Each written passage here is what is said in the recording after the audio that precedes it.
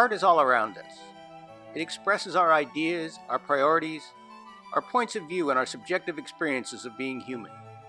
It can be manipulated to support the group in power or champion the oppressed. It brings us joy and shows the depths of our despair. It plays a significant part in making up what we call culture. As such, it reflects our highest ideals, but also our basest nature.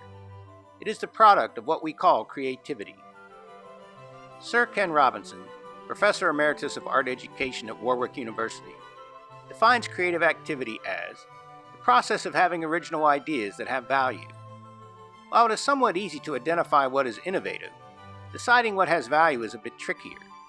Deciding if something has value opens up a Pandora's box of questions. Value for what? Value for whom?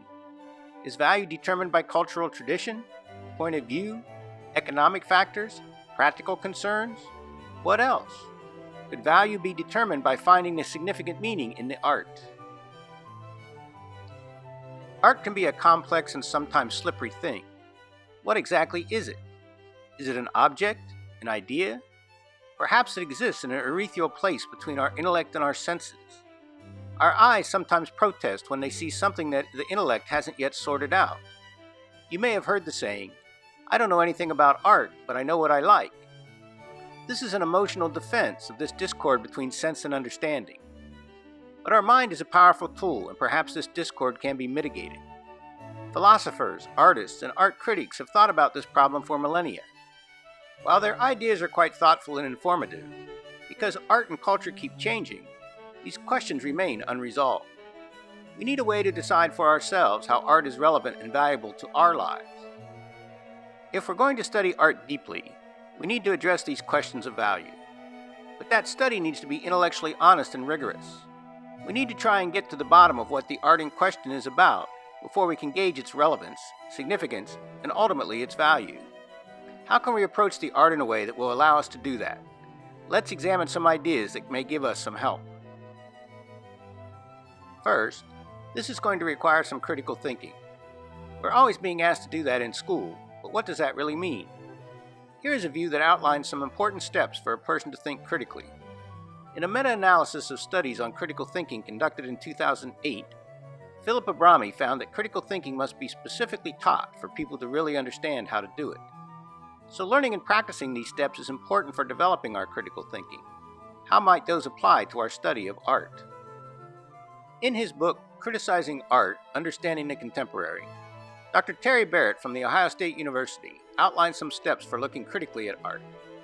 These steps, description, analysis, interpretation, and judgment, are not a perfect one-to-one match with the steps for critical thinking, but seem to correlate well enough to give us a starting point. It looks like we are on the right track. So now we know what to do, but how do we do it? Describing an artwork seems straightforward enough, although we may come to find that it can be done more effectively. But what does it mean to analyze, interpret, and judge an artwork? How do we know what to look for? How do we know what is important? What method or criteria should be used? One effective tool for the how to do it is the FTC palette designed by Dr. Renee Sandell from George Mason University. The FTC palette uses the categories of form, theme, and context to decode the essential aspects of an artwork so we may discover its meaning. Dr. Sandell has outlined some criteria for each aspect of the FTC palette. In the video, Discovering Art, The Search for Meaning, also on the ISB Art History channel, we looked at these criteria in depth. Let's quickly review them here. Our first contact with the artwork is through our senses. An artwork is made of various elements, some physical and some temporal. The physical aspects of an artwork, things like line, shape, color, etc., need to be organized in some coherent way. This organization we call composition. Some art teachers at a school known as the Bauhaus came up with a list of these formal elements and principles of design to help explain the abstract art that was prevalent at the time. They have become standard art education fare ever since. But these elements and principles don't work for all artworks, and we need to understand that there are other things that can make up an artwork as well.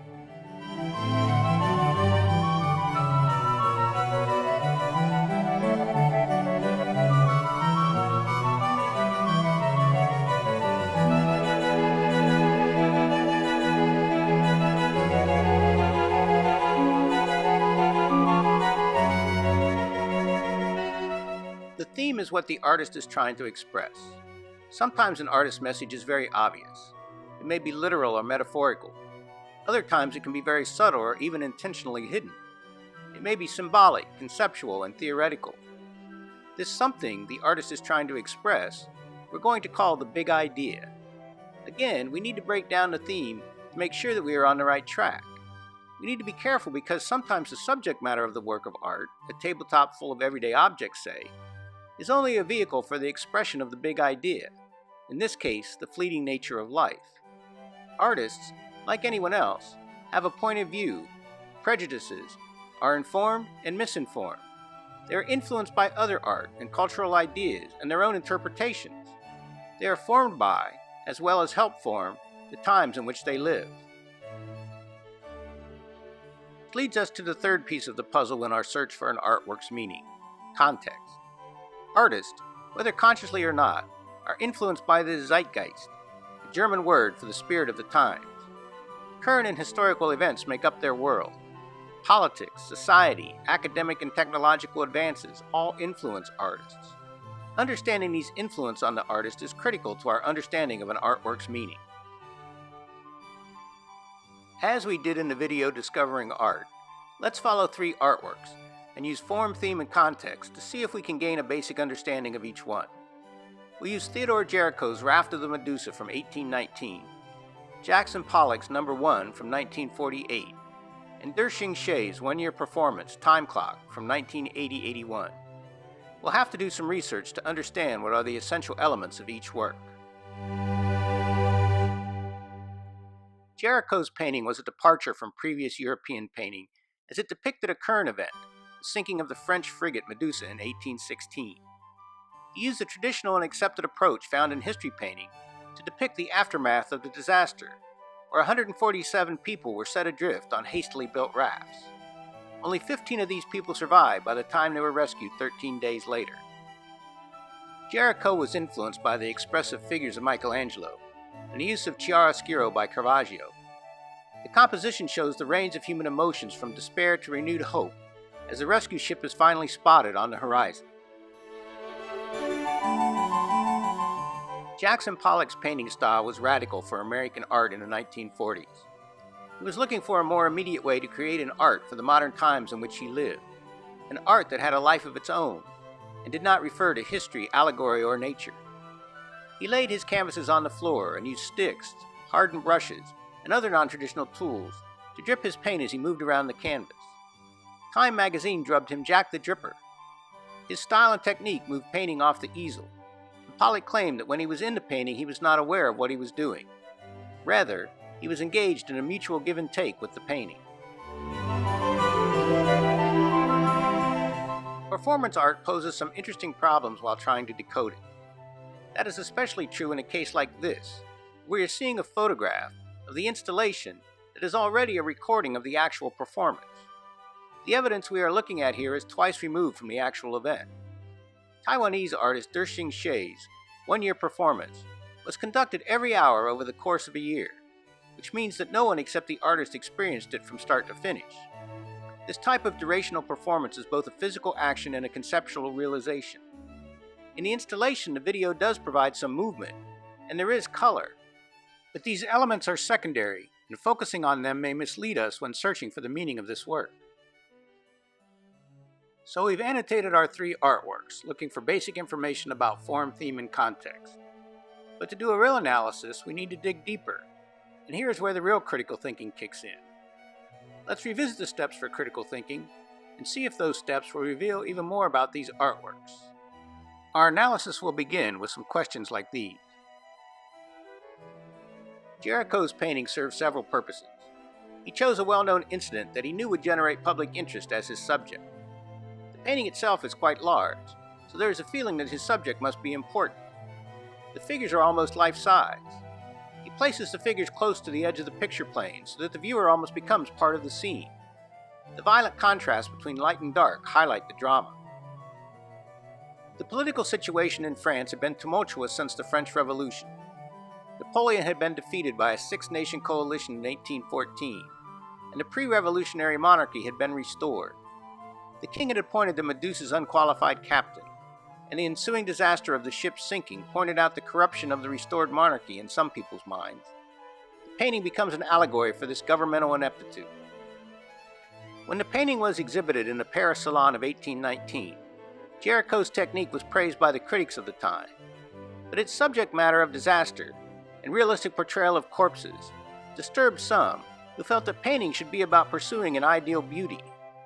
Jericho had been deliberately confrontational, both politically and artistically.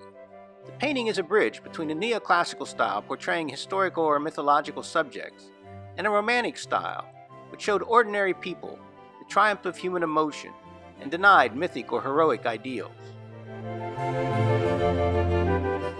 Abstract painting can be especially hard to interpret because there are often no allegorical or representational aspects for us to latch onto. Pollock's work is a perfect example of this. His work is often ridiculed because of his technique, and unlike in Jericho's painting, it is hard to determine Pollock's artistic skill in a traditional sense. Pollock's approach to painting challenged the very notion of what a painting was or could be.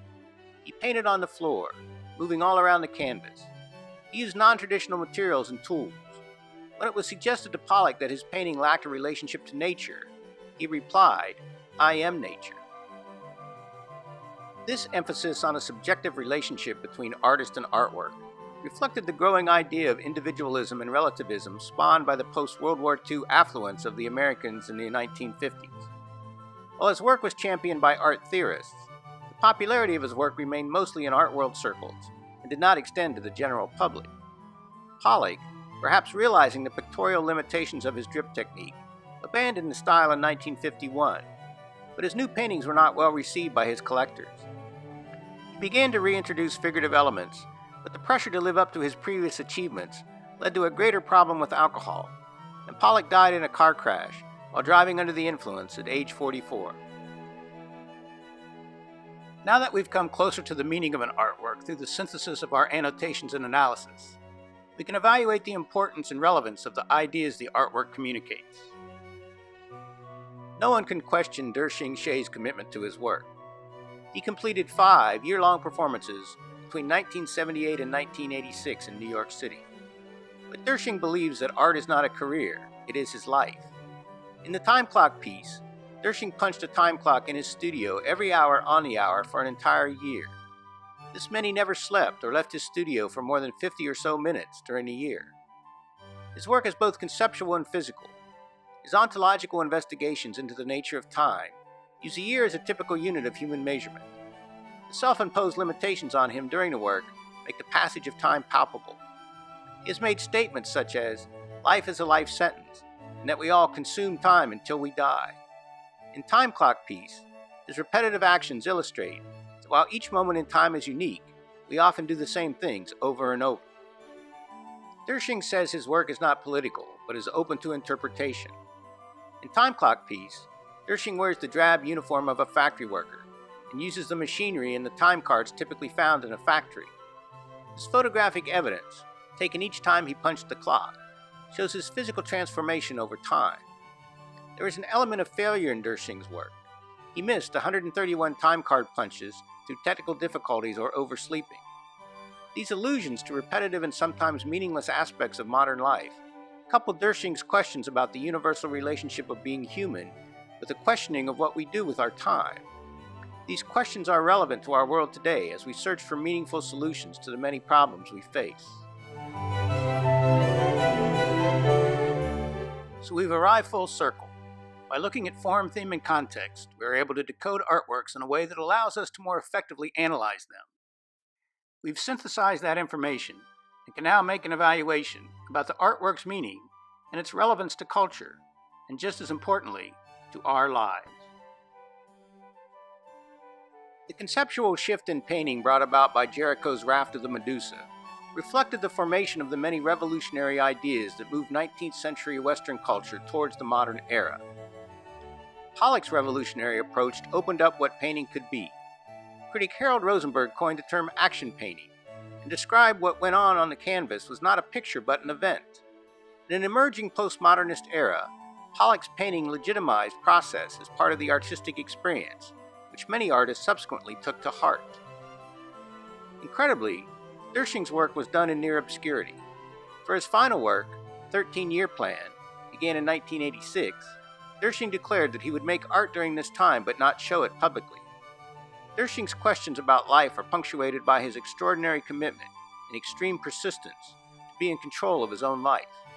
His existential questions remain relevant in today's world. By conducting a rigorous investigation into the visual language in these works, the depth of their artistic ideas is revealed. This critical approach can enrich our experience of art and culture and help us make sense of it for our own lives. It also means we've effectively developed, practiced, and applied the steps of critical thinking. And why is critical thinking so important? Politicians lie. The simple answer is because we let them. It is freezing! We've heard a lot of talk lately from deniers that people have got to know whether or not their president's a crook.